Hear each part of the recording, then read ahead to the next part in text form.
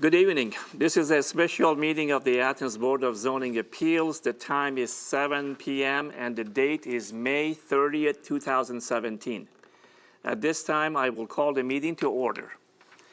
The board consists of 5 members and 2 alternates, the alternates taking full part in the discussions and becoming a voting member in the absence of a member or when a member abstains for conflict of interest. Present tonight are members Ms. Betty Hollow, Ms. Lisa Carson, and alternates are Mr. Ed Baum and Aaron Thomas. Both will be a voting member in absence of 2 regular members. Also present are Zoning Administrator Mr. Rick Royce and Secretary Mr. Paul Eschenbacher. The board operates according to the following procedure. The chair will name and describe the case. The zoning administrator or secretary will state the basis of the objection and any applicable facts or conditions pertaining to the case. The appellant or their representative will give reason why the appeal should be viewed favorably. Anyone wishing to speak in favor of the request or in general comment or in opposition will be heard in that order. If necessary, the appellant or their representative will offer concluding summary or rebuttal remarks. Testimony from the floor shall be closed. The board will deliberate and render a decision. According to Athens City Code Section 250504, the Board of Zoning Appeals has power to authorize in specific cases such variances from the standards of Title 25, the flood damage prevention, not inconsistent with federal regulations, not contrary to the public interest, where owing to special conditions of the lot or parcel, a literal enforcement of the provisions of these regulations would result in unnecessary hardship. We'll be using the special 11+5 criteria under Title 25 for this variance instead of the regular 6 under Title 23. Any person, resident or officer, a department or appointed body of the City of Athens aggrieved by a decision of the board may petition the Athens County Court of Common Pleas concerning the illegality of the decision. Such petition must be filed within 30 days after the mailing of the decision of the board to the applicant. There's only one case on tonight's agenda, which I will introduce shortly. The board is required to take testimony under oath. Would anyone wishing to speak concerning any item on the agenda please stand? Do you swear or affirm that any testimony you will present to the board will be the truth, the whole truth, and nothing but the truth? I do. Thank you. Be seated, please. The case is case number 17-12V for the property at 701 East State Street. Zone is M. Appellant is the City of Athens. Appellant is requesting a flood hazard variance from ACC 250411 to allow a net of 3,280 cubic yards of fill imported into the 20-year flood plain without a permanent flood storage offset being provided, where flood storage offset equal to the cubic yards of fill is the minimum requirement. Anything else you would like to add at the code office? I was just going to go through the procedure. Under the flood Title 25, the variance procedure is a little different. Start off with 11 different findings that we have to go through. Now, fortunately, our city planner, Mr. Loeb, references each one of those 11 in his letter to the board, so that'll help facilitate things when he gets up and speaks. After we go through the 11, then there's 5 findings after that that the board goes through. That's what you guys specifically will discuss in deciding on the motion and the variance. Okay, very good. Any questions for the zoning, for the code office? Sir, you could come to the podium and state your name and address for the records. Good evening. Paul Logue, planner for the City of Athens. Home address 15 Old Coach Road, Athens, Ohio 45701. Work address 8 East Washington Street, Athens, Ohio 45701. As part of my responsibilities for the city, I do serve as the floodplain administrator for the city. I've been serving in that authority for about almost 9 years now, believe it or not. And a little bit of background on this section of code specifically. I know that the board doesn't deal with flood variances very often, maybe one a year or possibly even less than that. The section of code that we're talking about, compensatory storage, 250411, that is an additional standard. It is above and beyond the minimums that are required by the Federal Emergency Management Administration, FEMA. We have a fixed set of rules that are required by FEMA in order to manage the floodplain, the flood insurance program for the city of Athens. And so it's essentially what happens is FEMA has rules. If cities follow those rules with their permitting and with how they handle development within the city, all flood insurance rate payers or all flood insurance payers within the city of Athens get a discounted insurance rate. It helps FEMA and the state to understand that development will be predictable, but also when a disaster happens, the extent of that damage. And so we're compliant with all of that, of course, with this project specifically. But about 9 or 10 years ago, a previous city council and a previous administration were looking to enroll in a program called the Community Rating System to try to get an additional reduction in flood insurance of about 5% for every insurance payer in the city. With that, they adopted additional standards above and beyond what FEMA requires. And one of those standards that they adopted was this language about compensatory storage within our 20 and our 50-year floodplains. FEMA is concerned with development in the 100-year floodplain, and that's what most people we talk about, the 100-year floodplain. And the standard development for that is that when you're doing fill work, which is typically required, that you have to have the lowest floor of a structure elevated to 1 foot above what FEMA calculates to be the base flood for a city or for a community. So with this project, one of our goals is to get the structures, which is required by FEMA, the locker rooms, the equipment, the mechanicals for the new pool, all of that needs to be elevated 1 foot above that base flood, that 100-year flood. And so we're balancing goals, I think, in this situation. Our primary goal is to meet the standards that FEMA provides, so that we are not in jeopardy of our flood insurance as a city, because we pay an insurance premium for all of our structures that are within the 100-year floodplain as well. Our current pool is slightly below the 100-year, so the mechanicals in the locker rooms and the concessions, they're good for the more frequent flooding, but the 100-year flood event, they would actually be below the flood. So right now we're at risk that this project will be minimizing.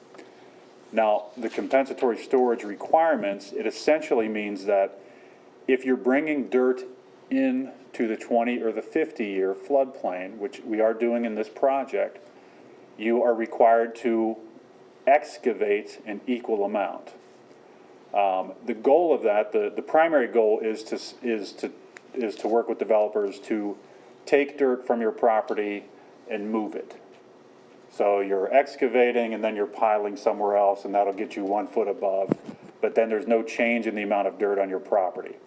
And so in theory, the goal of that, or what that means is that you're not putting anybody else at additional risk to basically be holding more water during a flood event. You're responsible to your property, your neighbors are responsible to your properties, et cetera. In a situation like this, what we were looking at was we already have a low water table at that piece of real estate, and so to start removing dirt, we also have flat lands that are used for recreational purposes, and to be removing dirt and essentially creating ponds and storage and areas for flood storage, we thought we were kind of running counter to other goals that we have as a city, which is providing good recreation lands.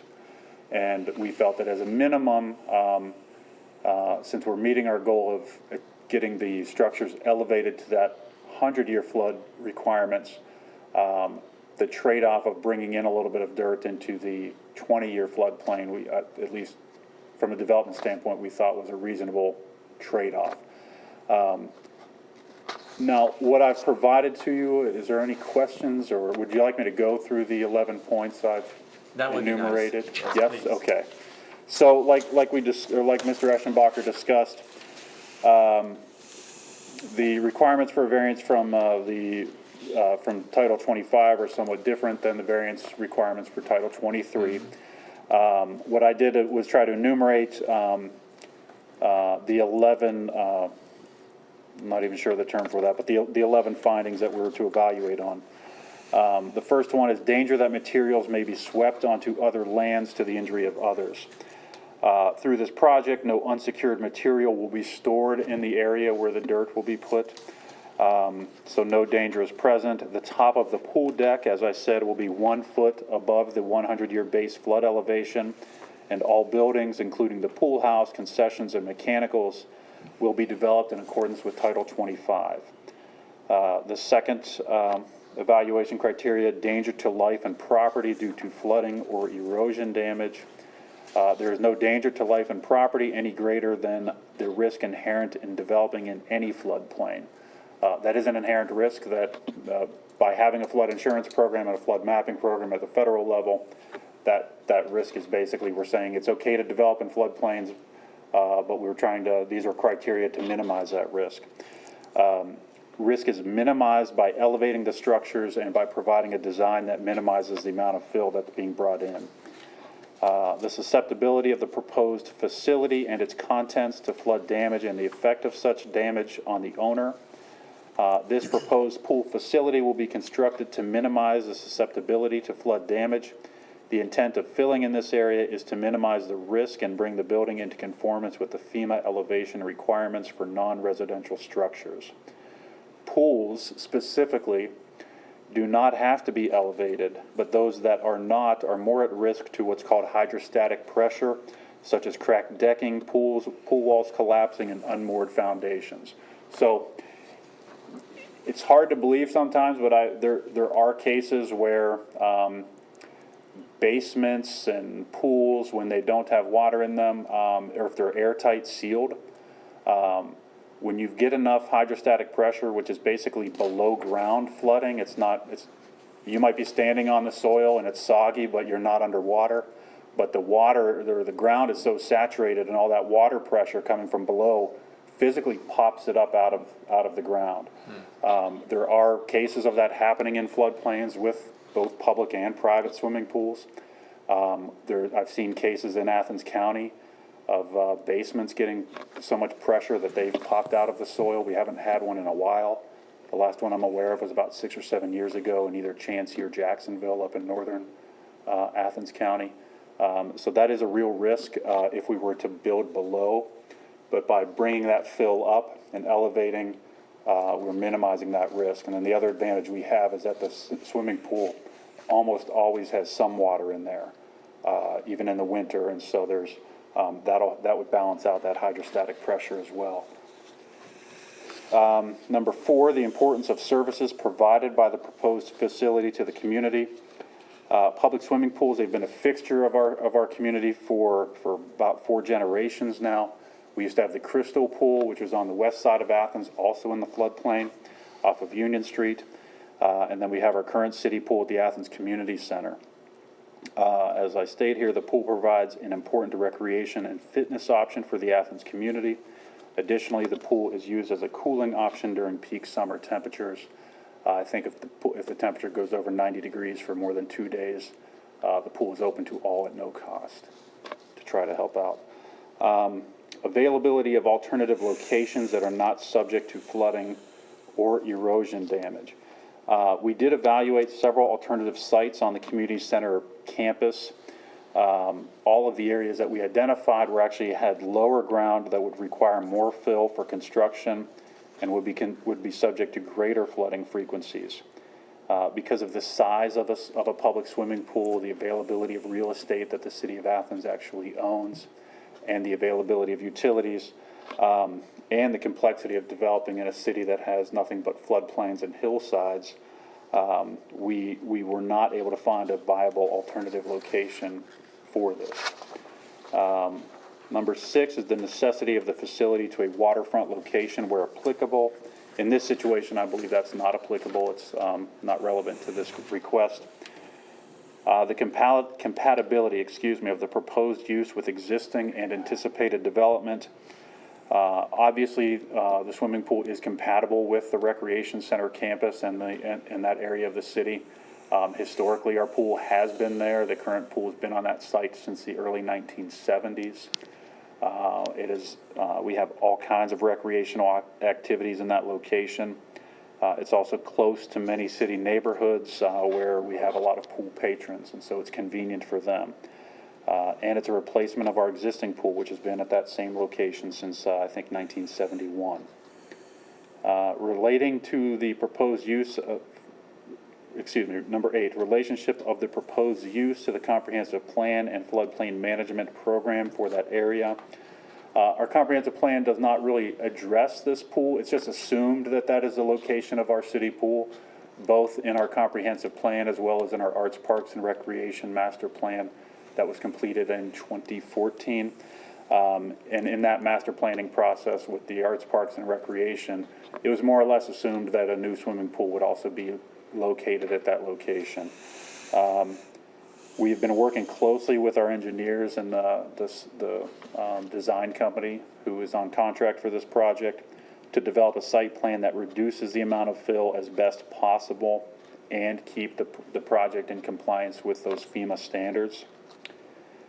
Number 9, the safety of access to the property in times of flood for ordinary and emergency vehicles. Vehicles would be capable of accessing this property during times of a 20-year event. One of the photographs in the exhibits I provided would show that. This one right here, this is actually almost to a T, a 20-year flood event at peak. And if you look at the East State Street side, that area fronting on East State Street where the existing parking lot is, that would be elevated sufficiently with connectivity to East State Street. However, because of it is unlikely that during a flood event, our floods are very predictable based on precipitation and the volume of water coming down the Hocking River. We know when the water is going to crest. We more or less know where it's going to fall based on all of the mapping that's been done. From an emergency services standpoint, at this facility, there's very little to be concerned about because we know when the river is coming and when the water is coming that we can just close the pool. And then, therefore, nobody can have access to it anyway. And question 10, or comment 10, the expected heights, velocity, duration, rate of rise, and sediment transport of the floodwaters, and the effect of wave action, if applicable, expected at the site. The 20-year flood height has been calculated at 633.9 feet above sea level, is where that number comes from. Approximately 1/5 of the 20-year floodplain on this site would be filled above that height, and the remaining 20-year area would be maintained as flood storage. 20-year flood events within the city generally recede within 12 to 24 hours after cresting. We would not expect any issues with increased flood heights or velocity of flood waters. Our rate of rise would would be the same. Sediment transport or floodwaters would be a non-issue, and wave action would be minimal on a 20-year flood event as well. And number 11, the costs of providing governmental services during and after flood conditions, including maintenance and repair of public utilities and facilities such as sewer, gas, electrical, water systems, and streets and bridges.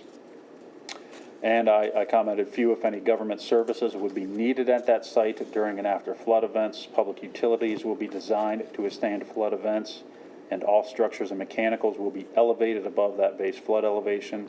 By elevating the pool above the expected flood heights, we expect that costs of providing services during and after flood events will be minimal.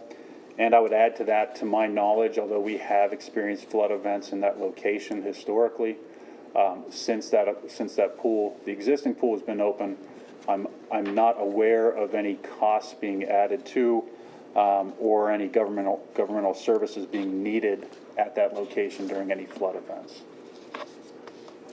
I was a bit confused on the numbers that it seems to be different. Base flood elevations, you said 633.9 was for the 20-year floodplain? That is correct, yes. Okay, and then in refusal of, that was April 17, I guess, or Yes. in April, it says 633, but the one on 5 May 15, the site base flood elevation is 637.7. Yes. So from an application standpoint, when we look at the base flood elevation, and the first thing we're looking at for the base flood elevation is that 100-year base flood elevation. So the 637.7 is the 100-year base flood elevation. And you want to go a foot higher than that? Yes. Okay. And that is correct, and that is not part of the variance request. That part of our development is conforming with our code. So the 3280 cubic yard is based on the 100-year? No, that is the amount of fill, dirt, that we would be bringing into the 20-year floodplain. Okay. Okay? And on this exhibit that I provided here, the 20-year floodplain is anything in the red, Okay. and the blue is the 100-year floodplain. I know this is confusing, and Yeah, okay. it's. But the dirt will be taken from somewhere inside the 20-year and then relocated over to the pool, correct? No, the dirt for this situation, that's our problem, is that we're bringing dirt from outside of we're importing dirt into this location. We're not borrowing from our current location. Okay. Because the amount of excavation we would have to do, plus we would basically be taking recreation lands offline. We would, flat lands, flat floodplains, we'd now have to basically create these ponding areas. And so it'd just be land that would sit there until we get a flood event, a 20-year flood. As a hypothetical, Yes, could sir. you simply take 3 inches off the total from the, almost the water treatment plant, all the way down to the East State Street Bridge that crosses at that end? You Which wouldn't would even give- need which to would take give you- that much. Which would give you 3,200. Well, the question we cubic don't yards. have right now is where, we're not completely sure where we're going to get our dirt. At least as far as I'm aware, that question has not been answered. We may be taking it from other parts of the flood channel. What the requirement in code is that it be either taken from sites or immediately adjacent if possible. That whole riverfront is adjacent. Right. So you could take 3 inches off, all the way down, and you'd have enough We cubic yards. could, So why? or we why- may take why- it from, there's additional sites You could across put- the river You where could there's put new piles grass, sitting. new grass on the ball fields, so might make them a little nicer. But why isn't that an option? I don't have a good answer for you on that one, Ed. But essentially, there's questions as to where you're getting the dirt from, and I don't have a good answer for you as to exactly where the dirt is coming from. But there are spoil sites, other places in the floodplain. It's the Hocking River District is constantly excavating within the river channel, and that dirt is That's terrible being dirt. used. It can be, yeah. What we'd be looking at this site, if we were to take all of that, the 3,000 cubic yards, if we were to spread that evenly across, you're talking 6 inches of dirt. That's it. If you were to spread it evenly, it would be 6 inches. It's actually about, at least my calculation, about 3 inches, depending upon Our how engineers wide told me from the 6 bike path to the from where all the ball fields are all the way down. Well, we looked at, the site we looked at was, we did not include the entire community center campus as our site. We looked at basically the existing Okay, yeah. swimming pool area. But yeah, we're talking minimal amount of fill if you're spreading it out. Thank you. And as you can see from, I did put together in these exhibits here, the flood from January 7, 2005. If you recall that flood, that was almost precisely the 20-year flood event. It's actually the 5th highest flood we've received in Athens since 1907, which is our flood of record. I believe I incorporated some documentation. The last page of this should reflect that. So this is an event that doesn't happen very often, this type of a flood. Is there any questions I can answer? Board members, if you have any questions on those specific 11 items, this would be a good time to discuss them, because we probably won't go through them again. If you have any questions on those 11 items. Nope.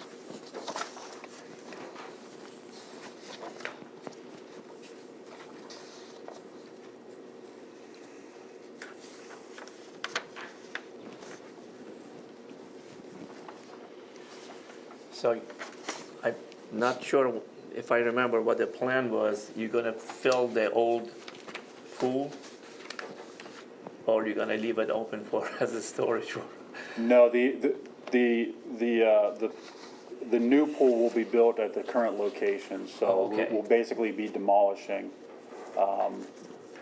maintaining as much of the dirt on site as possible, and then bringing additional dirt in. Okay. But the current pool was below that 100-year base flood Yeah, elevation. right. When we initially started looking at this, before we got our, Okay. the engineers to shoot elevations, we were actually hoping that it would be above, because then we wouldn't have to do any of this part.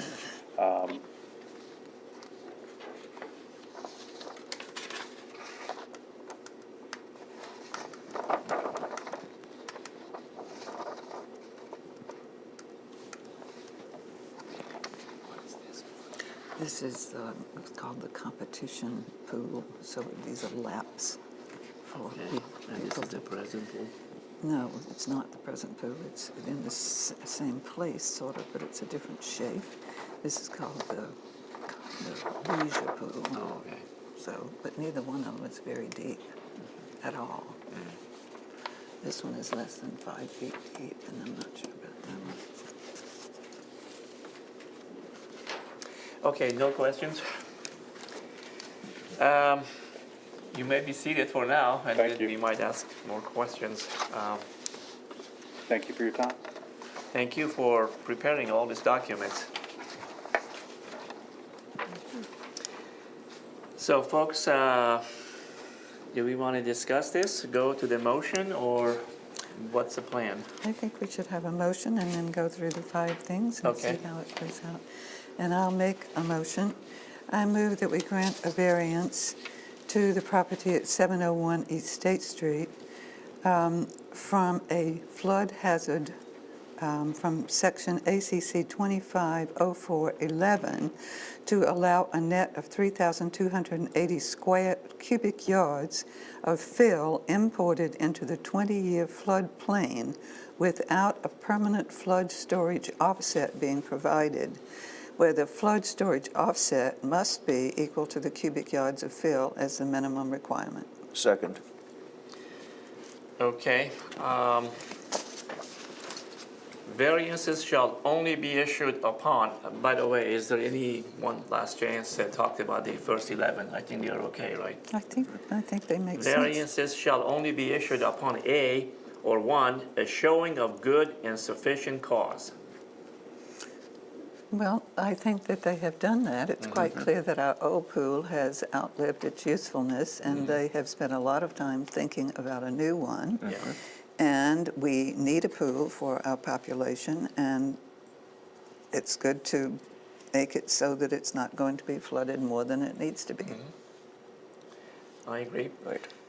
A determination that failure to grant a variance would result in exceptional hardship due to the physical characteristics of the property, increased cost or inconvenience of meeting the requirements of these regulations does not constitute an exceptional hardship to the applicant.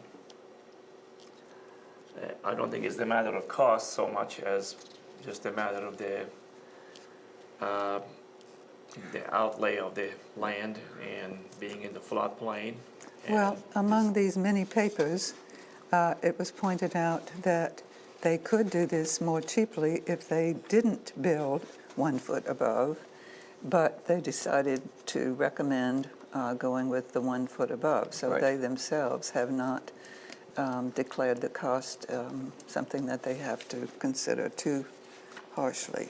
Well, I guess down the road, let's say we have more than usual flooding in there, that requires additional expenses for draining and cleaning and filling up again.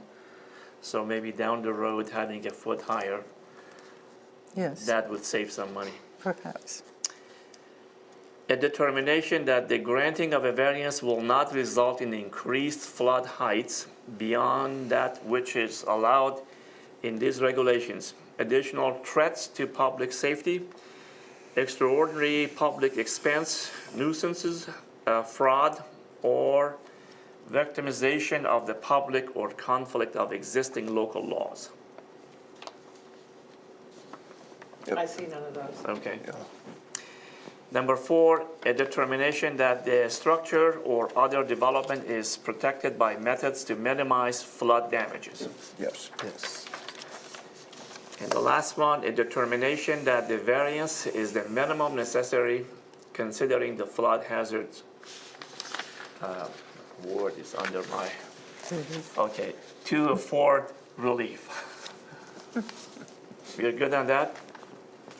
Yes, I think so. Shall we vote? All in favor of granting this variance, please raise your hand. Okay, we don't have any opposing. You got the 5-0, the variance. Thanks. Very good. Disposition of minutes from May 9, 2017 meeting. You were all here last time. Move to approve. Okay, second? Second. All right. You second. All in favor? Raise your hand. Are we ready to adjourn? Yes. Yes. Yes, So do we it. are adjourned.